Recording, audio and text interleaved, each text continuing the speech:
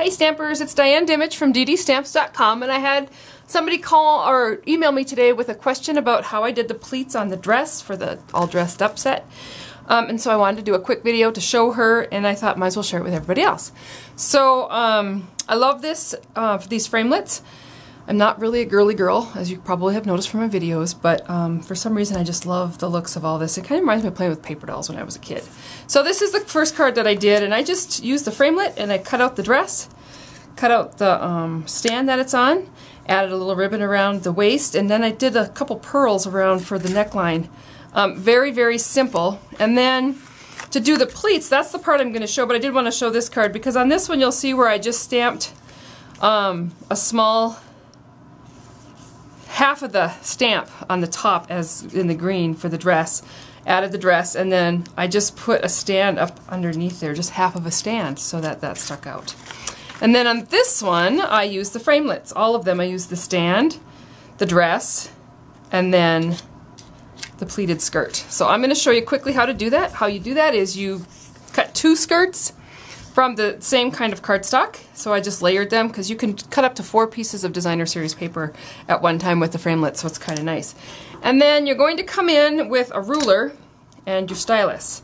And it's actually very simple, and there really isn't, it's not like a big huge measurement, but I probably should have picked a little better paper. I don't know if you can see the scallops, but there's scallops along the edge of this dress, bottom of this dress. And I'm going to line up my ruler from the bottom scallop.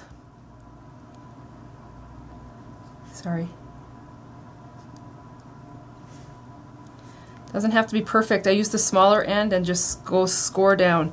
And what you'll see when I pull this away is I do leave less than a 1/4 inch, but maybe 1/8 of an inch. And then the middle one goes straight. And then the end one, and I just do those just to show you. This will probably give you a better idea. So we're at the bump in where the scallop goes up to the waist, and so that's about how much I leave. It's not perfect, it's not a perfect measurement.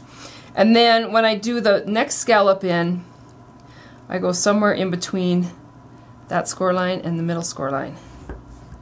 And you do that on this side too. Like I said, it is not perfect. It is just a guess, because once it's all put together it's not going to matter. You're going to do the same thing on this side. So you come in on one side, score it, usually what I do, and then I come in on this side and score it, and then up the middle and score it, and then the next scallop. So it's just every scallop. And then once you've done that, you're going to take your pieces, and this you're just going to fold it on those score lines, and you should be able to find them pretty simply.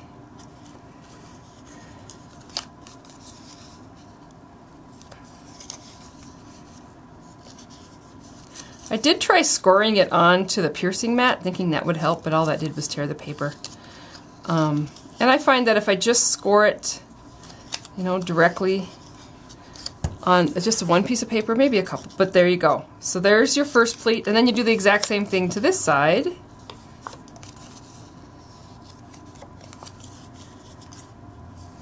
And you're just Z-folding it all the way across like this. Now the little tidbit I want to give you is make sure that the side, this is going to be the front of my skirt, and so this flap needs to be scored.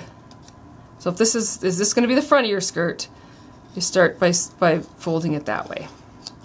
Once you've done that, you're going to take, I like to use the green glue Tombow mono adhesive because it gives you a little bit of time. It doesn't dry immediately. So what you're going to do is, you know, you're going to put this folded score line into that folded score line,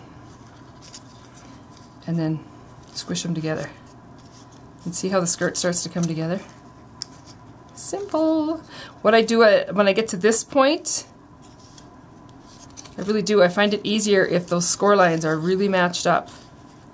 And then you'll be able to see it. You probably can't see it very well here, but you can see where you'll be able to see it up close and personal. And you're just going to trim off that excess paper around the scallop. And so you end up with a skirt. Now the next thing that I do is then I fold this over, and then you can see where it comes over the fold line. You're just going to trim that off.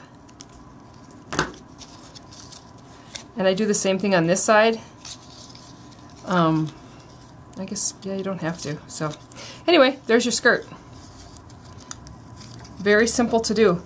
Then when I go to attach it onto a dress, I just glue, I put glue here and glue here and hold this one down and hold this one down. And then you can put a little bit of glue in here, but you want to hold those two sides down first to let that skirt pleat at the waist, and then just barely hold it down. Kind of hold it for just a few seconds and then it glues down. So let me show you on this piece of paper, which I kind of wish I had. So I put glue on this side. And you see, I'm not getting excessively with it, not getting too excessive. And then I'm just going to do a few on the tops of those score lines. So you're going to, depending on what you're going to put it on, and then hold it down in the middle. And that's how you do your pleated skirt.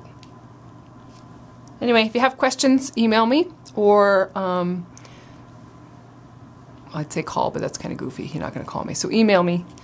If you're interested, sign up for my newsletter. I have lots more tips and ideas than that. And thanks for watching.